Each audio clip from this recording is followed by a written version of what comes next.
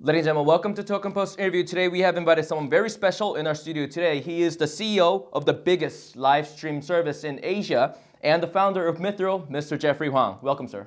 Yeah, thanks for having me. Yeah. So, starting off, I have to ask you. Mithril MITH was listed on Binance just a few weeks ago. So, how are you guys doing so far, and how did it all happen? We're doing not so good. Like everybody else, it's a bear market, but I feel good. I feel damn good because Binance is it's one of the biggest exchanges in the world, and I've always looked up to CZ in this crypto space, and I'm just happy to be listed there. And one of the few projects in the last few months. Mm-hmm. What about the research report then? I heard that there was a report launched on behalf of Binance. I think Binance is leading the industry. So they did, that took a lot of DD. They did a lot of DD. It almost felt like, it was crazy. But we did the research report with them, and we went through a lot of due diligence. And at the end of it, I feel it's industrial grade, or it's like, it's worthy. It's a very good research report. Mm-hmm. So you've been in the entertainment business for more than 2 decades, 25 plus years, right? So that relates a lot to the content creation, content rights, and I believe that the reason why you decided to get together the whole Mithril project was because that you saw a problem within the industry. So could you please tell us what the underpinning problem of the industry is then? Okay. Yeah, so entertainment business, 20 plus years, music, movies, TV. We get royalties. I believe in IP rights. And so the one thing right now, the one type of content that you don't get paid for is personal content. Personal content meaning your pictures, your photos, your selfies, whatever you're doing on social media, like Facebook, Instagram, Snapchat, Sina Weibo, Twitter. You're giving away your personal content for free. They're making revenue off of it, ads and whatnot, but they're not revenue sharing it. So I wanted to reward all of us, the content creators, and build an ecosystem where everybody gets rewarded for their content. Yeah. So simply put, it's Instagram, Snapchat, all the social networking platforms with a boosted compensation system, infrastructure, right? So then, could you elaborate further on the services that the Mithril platform provides via its apps or products, maybe? Okay, so we had a proof of concept, or MVP, minimum viable product. We did an app called Lit early on to test the system out, this ecosystem out. And basically, you post your photo, your video on there. If you get unique views, you earn Mithril.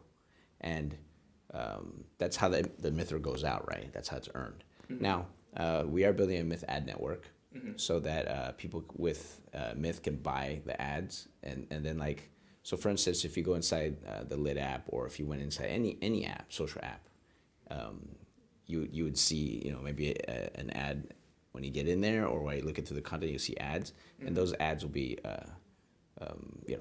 bought with MITH. And then basically, you earn the MITH from the ads, right? So that's pretty much social mining. It's basically YouTube's model where they're rev sharing the ads, except done for personal content on social networks. So you mentioned about the social mining concept, which is the core mining model, the consensus model that the Mithril platform utilizes. So digging deeper into the platform, what users are usually interested in is the actual rates of the rewards. So I would give a broader sense, because it's like we do have algorithms. We are adjusting them. We're trying to figure out exactly what's the optimum, and then we do put a mining difficulty on it. But I would say it's similar to YouTube or other internet ad rev, which is about 1,000 unique views will earn you anywhere between $1 to $7 US if you peg it to USD. Yeah. So that's all the same with the pictures, the videos? Pictures, videos, as long as you get unique views that are not fraudulent or not botting or whatever, you will get anywhere between $1 to $7 US for 1,000 views. So when the white paper was published and the project was launched, it was scheduled to launch a beta app called Lit. However, on App Store, it's not available currently, whereas PyPy is. Okay, so lit is now PyPy.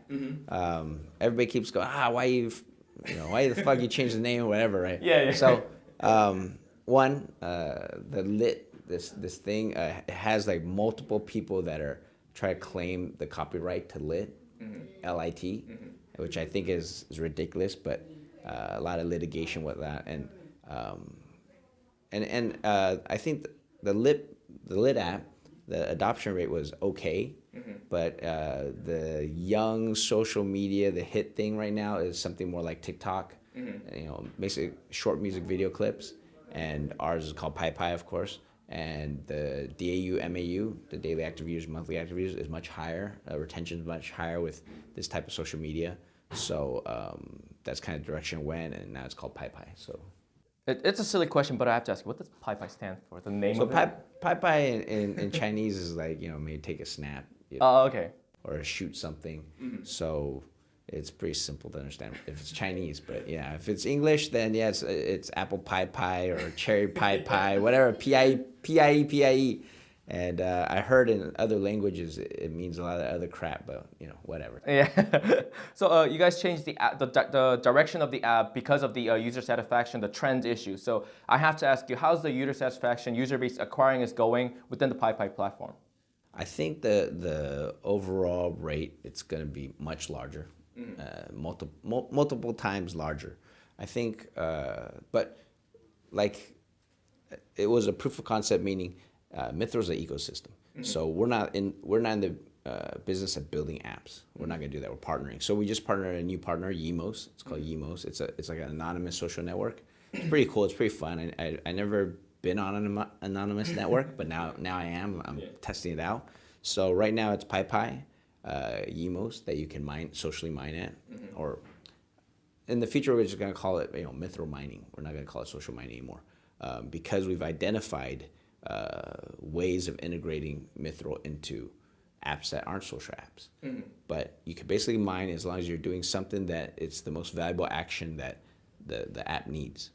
But then in return, us allowing these apps to socially mine, we bring them our community. And then what do they give us back is that they allow our MITH ad network to be plugged in, so that we can show MITH bot ads on their apps and things like that. So moving on to another product launched in the Mithril platform is the Mithril Vault. Okay. Well, it's a hot wallet system. However, I'd like to hear from you. What are the services or the utilities that the Mithril Vault provides to its users?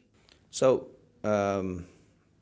they call it a wallet, right? Everybody calls these type of application wallets, but a wallet is like what's in your back pocket. That's a wallet. So I mean, once the wallet's an app and it's on the website, like Vault is, it could be much more not complicated, but way more feature laden. So initially, it just holds your crypto, right? But later on, it'll be shifting, or we already do have shifting inside. So you can change it from Mithril to ETH to Mithril. We're adding pairs. I think Binance BNB is already in there, so you can take your MITH, turn it into BNB into MITH. And we're going to add more pairs. And aside from that, aside from shifting these kind of thing, there's a project that I really like recently. It's called Compound.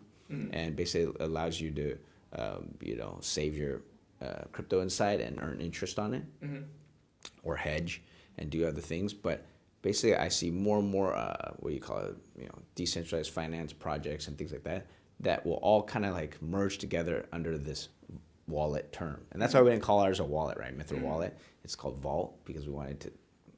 Even Vault, I think it's a more broader term. It's a broader term, right? Because I think a lot of things might end up inside, and so that's what we're focused on doing inside the Vault. Awesome. So getting a bit to the MITH token itself, the application and the usage, the practicality of it. If I gain MITH tokens by taking part in PyPy platform, how would I use them? How would I spend them? Okay, so in Taiwan, we are already accepted at some coffee shops, and then aside from the coffee shops, the celebrity vintage clothing called Instinct, and aside from them is we are talking to like movie theaters and other places. I believe we could increase the adoption of crypto, or at least Mithril, in Taiwan. But like I predict, or I think in the future, it doesn't matter. We're all in it together. All the cryptos. When we're talking about like use cases for crypto, if you accept Bitcoin, Litecoin, or Binance Coin or Mithril, you're pretty much accepting all the more relevant crypto coins, because if I get mass adoption of crypto in Taiwan, and you bring Binance to Taiwan or you bring Bitcoin to Taiwan, you can easily shift it in your wallet and just spend it anyways. So like if I go to Brazil, and in Brazil they only accept Litecoin or Bitcoin, and then I get there and I have MITH only, I just shift it in my wallet into Bitcoin or Litecoin and spend it. So crypto adoption, I think we're all in it together. So I really love asking this question to the leaders of the industry. So in 10 years, in a decade, if time passes, how is the world going to be different? You know, if I were to travel to Thailand, maybe, would I be setting my travel budget in crypto, Bitcoin, Ethereum, maybe? How's the world going to look like? I don't know. You know, I don't know. I think if I had to guess, Bitcoin's going to be around, Ethereum's going to be around, and I hope MITH is around. I don't know about anybody else. Binance will be around. All right, so us four. I don't know about anybody else. And then I think by that time, I think people won't even be thinking about it. Like it's just normal. So D apps no longer are going to be called D apps, just apps.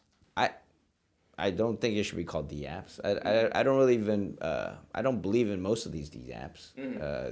Like I said, there's a couple projects out there that I'm like, cool, that's cool, and I think something else is gonna get created. I mean, 2018 is almost over, so in 2019 we'll probably see something really cool. Every year afterwards from now on, we're gonna see cool shit and better use cases of blockchain technology, even for ourselves, like Mithril.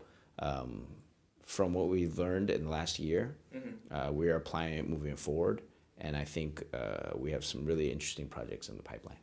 So you mentioned about how the 2019 is going to be. So the future roadmap for 2019 in the Mithril platform is planned for ad network as well as Vault merchant expansion. So finishing up on the interview, could you share us your future plans for 2019 maybe? Okay, so the two you just mentioned, Vault and the MITH ad network. Vault, it'll just get better. Like it'll get more robust, it'll have more services, more features. Kind of like I just mentioned, hopefully we can partner with Compound and do some stuff there.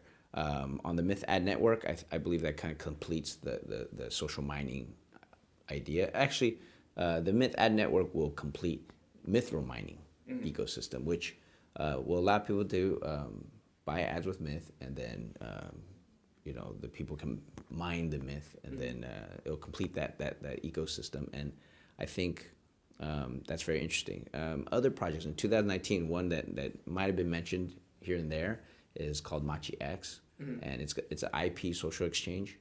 And IP exchange, because I'm from the entertainment business, so what I've learned in this last year in blockchain and been in it, and looking at the technology and the culture, the attitude of decentralization, consensus, all these like ideas that are there, I've brought some of that back to traditional entertainment, and I want to tokenize music song rights. Like our tagline is nobody buys music anymore, they buy music rights. So if you like a song, you don't buy it, nobody buys it. They get a subscription on Spotify or KKBox or somewhere to listen to it, right? But I think like if you really like a song in the future, you go and buy the rights. And the rights will be for sale, they'll be tokenized. You could buy 1 of a millionth of a song, or however much you want. You probably share the value, the royalties and whatnot. I think there's synergies. You can definitely, like, once I buy the song, right? Maybe I was gonna talk about my favorite artist anyways. Oh, Big Bang, go buy Big Bang's song, or listen to Big Bang's new song.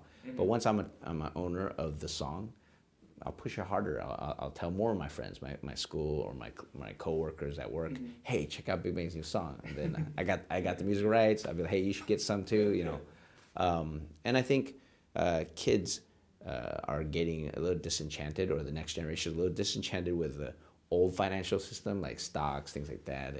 And I don't think it's very transparent. It's a very old boys club. And I think right now crypto, or last year 2017 and this year 2018, I think we've woken up to realize that a lot of these utility tokens, a lot of these tokens out there are not very kosher, not very good. And I think everybody wants, and then like recently in the last 3-4 months, it's always been about the stable coin.